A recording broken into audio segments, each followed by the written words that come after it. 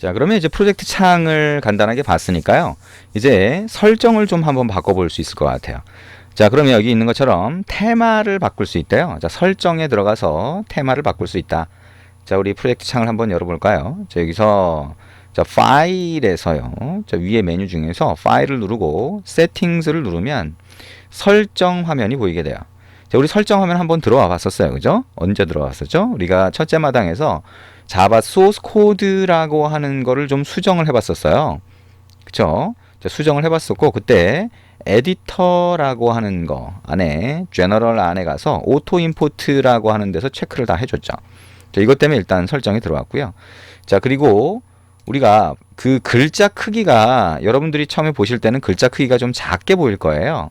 자, 그러다 보니까 이 글자 크기를 좀 키우고 싶다, 크게 하고 싶다라고 하면 이 에디터에 Colors and Font라고 하는 메뉴를 누르고요. 자, 그 안에 보면 폰트가 있죠. 오른쪽에 이렇게 보입니다. 그러면 여기에 Save As를 처음에 눌러서 자, Save As를 눌러서 OK 누르면 저장이 돼요. 자, 새로운 설정을 저장하겠다라고 하는 의미가 되고요. 그러면 이제 여기 이제 수정할 수 있게 됩니다. 그러면 콘솔라라고 하는 폰트와 자, 사이즈를 18이든 20이든 22든 이렇게 여러분이 원하는 크기로 바꿔준 다음에 OK를 누르면 글자 크기가 좀 크게 보이게 됩니다. 자, 그렇게 되고요. 자, 다시 왼쪽에서 자, 여기 보면 Appearance라고 하는 게 있네요. 지금 Appearance라고 하는 메뉴를 눌러보면 자, Appearance and Behavior라고 하는 항목이죠. 자, 여기 오른쪽에 보면 Theme이라고 있어요. Theme이라고 하는 우리말로 하면 테마를 얘기하는 거죠. 그래서 테마라고 하는 게 IntelliJ로 되어 있는데요. 자, 요거를 자, Darker라고 하는 게 있네요. Darker. 자, 요걸로 선택을 하고 Apply 눌러보면 자, 어두운 색깔이 됩니다. 어두운 색깔. 자, 이게 좀 눈이 덜 부시니까 자, 이런 어두운 테마로 쓰시는 분들도 상당히 많이 있죠. 그래서 어쨌든 자, 이렇게 해서 OK를 눌러보면 자, 프로젝트 창이 자, 이렇게 어둡게 보이게 됩니다. 자, 여러분이 이제 선호하는 대로 그렇게 사용을 해주시면 됩니다. 자, 저는 원래대로 바꿔볼게요. 자, 아무래도 좀 밝은 색깔이 여기서는 이제 설명하기가 좋아서 이렇게 한 거고요. 여러분이 이제 원하는 대로 자, 그렇게 해보시면 됩니다. 자, 여기 이제 테마라고 하는 거를 변경하는 방법이다라고 생각을 하시면 되겠죠. 자, 그리고 여기 이제 우리 나중에 우리가 보게 될 텐데요. 자, 우리가 화면을 어떻게 보이게 할 것이냐, 사용자한테. 그게 이제 XML 파일에서 하는 역할이고요. 그 다음에 기능을 어떻게 넣어줄 것이냐라고 하는 게 자바 소스 코드에서 하는 역할이에요. 그래서 이 메인 액티비티.자바라고 하는 게 자바 소스 코드가 되는데 나중에 이제 여러분이 하다 보면 이렇게 줄 번호를 보고 싶은 경우가 많죠. 근데 지금 여기 보니까 쭉 보이죠? 이게 만약에 안 보이면 이게 요 영역에서 오른쪽 마우스 버튼 눌러서 Show Line Numbers를 체크해 주시면 돼요. 그럼 줄 번호가 이제 계속 보이게 됩니다. 이걸 이제 설정 쪽에서 설정을 해 주셔도 되고요. 어쨌든 필요할 때 이렇게 해서 라인 넘버를 보이게 하거나 안 보이게 하거나 이렇게 할 수 있다라고 하는 거 생각해 주시면 되겠죠. 자, 그리고 코드에서 에러가 발생을 하면요, 이렇게 빨간 줄이 표시가 됩니다. 그리고 이 에러가 굉장히 많은 줄에 에러가 표시가 되면 어디에 얼마나 에러가 발생했는지 모르죠. 그래서 이 오른쪽에 에러가 표시된 곳을 쭉 빨간 선으로 표시를 해줍니다. 그건 대충 여러분 나중에 하다 보면 알게 돼요. 네, 그리고 자, 이거는 우리가 이제 자바라고 하는 걸 쓰니까요. 안드로이드 똑같이 이 소스 코드나 이런 것들이 빌드라는 과정을 거쳐요. 뭐 컴파일, 빌드 뭐 비슷한 얘기인데요. 어쨌든 빌드라고 하는 과정을 거쳐서 이 컴퓨터가 알아들을 수 있는 형태의 포맷으로 변경을 해주죠.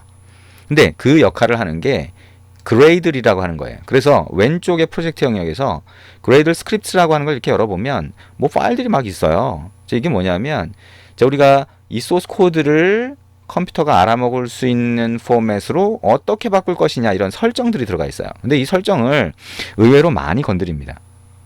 우리가 하다 보면 많이 건드리게 돼요. 근데 그거를 지금 일일이 다 설명하는 것보다는 여러분이 이제 하나씩 하나씩 바꾸면서 반복을 해보다 보면 자연스럽게 익히게 됩니다. 그래서 굳이 많은 설명을 하지 않을게요. 한 가지만 얘기하면, 자, 여러분이 만약에 나중에 이제 여기 왼쪽에서 뭔가 파일도 집어넣고 뭐 바꾸고 할 텐데요. 그랬을 때 자동으로 얘가 빌드를 해줍니다. 바꿀 때마다. 근데 어떤 경우에는 여러분이 뭔가 파일 탐색기에서 변경해 놓은 이 프로젝트 내용을 변경해 놓은 게 얘가 인식을 못하는 경우가 있어요. 그리고 어떤 경우에는 일부러 먼저 해줘야 됩니다. 그 과정을 인식하라고 해줘야 돼요. 그래서 그 경우에는 위에 버튼 중에서 오른쪽에서 네 번째 보면 이렇게 있죠. 싱크 프로젝트로 시작하는 아이콘이 있습니다. 자, 이걸 눌러주시면 변경사항이 반영이 됩니다. 자, 변경사항을 반영하고 싶다면 이 아이콘을 눌러라 라고 하는 정도만 일단 생각을 하시면 됩니다.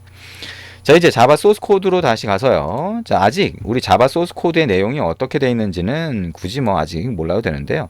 자, 여기에 앱 컴팻 액티비티라고 하는 게 있으면 자, 여기에 자, 커서를 둔 상태로 자, 컨트롤 Q를 한번 눌러 볼게요. 그러면 자, 문서, 다큐멘테이션, 설명 문서가 보이게 됩니다.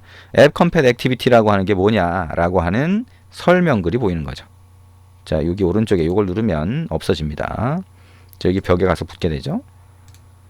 자, 그래서 여기에 자, 원하는 곳이 있으면 저기다 갖다 놓고 자, 그 다음에 컨트롤 Q 눌러 보시면 자, 문서가 보인다라고 하는 거.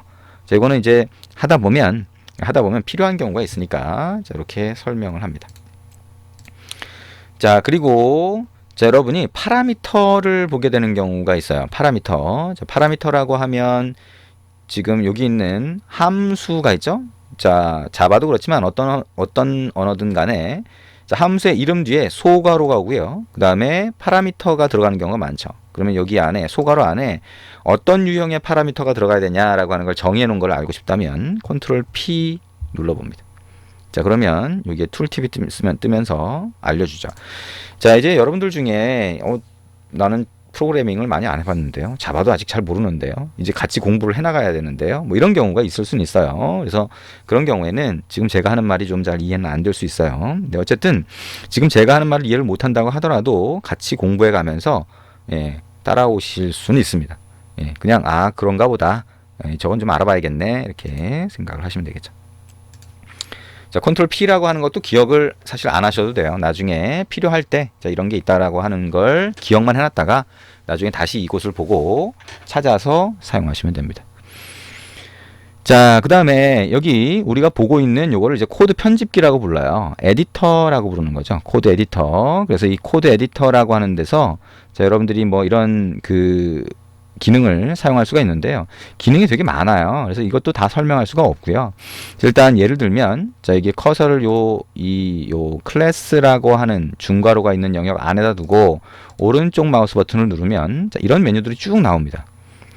이런 메뉴들이 있구나. 근데 이런 메뉴 중에서 가장 많이 쓰는 것 중에 하나가 여기는 generate라고 하는 거예요. 이 generate는 여러분이 어떤 코드를 다 입력하려고 하면 좀 힘들 수 있잖아요. 그래서 자동으로 코드를 생성해주는 역할을 하는 거죠.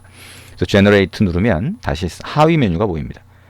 자, 그중에 override method라고 하는 걸 누르면 자, 이제 자바 같은 경우에는 상속이라고 하는 개념이 있죠. 그래서 부모 클래스의 것들을 그대로 갖다 쓰겠다라고 하게 되는데 그 부모 클래스가 갖고 있는 것 중에 여러분이 추가하고 싶은 거, 그래서 다시 재정의하고 싶은 거를 여기서 선택할 수 있어요. 뭐 아무거나 하나 선택하고 OK 누르면 이렇게 자동으로 코드가 추가가 됩니다.